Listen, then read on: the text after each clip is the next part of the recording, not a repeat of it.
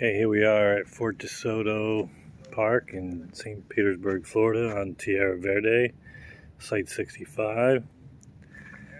The front of the site looking in, down the road, across the way, and down the road the other way.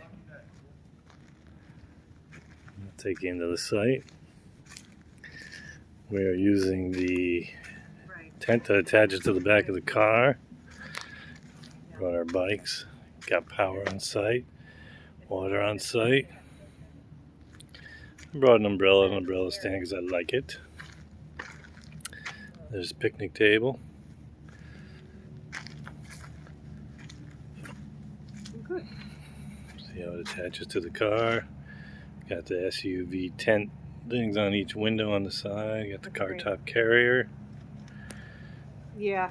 Come all the way to the back. That's awesome. And you see our setup with the bathroom.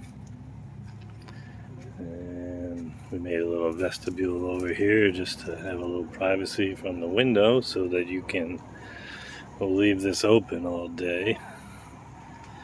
And theoretically, I could leave this open too because it just looks out the back here into the mangroves.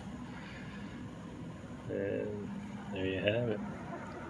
Site 65, Fort Desoto.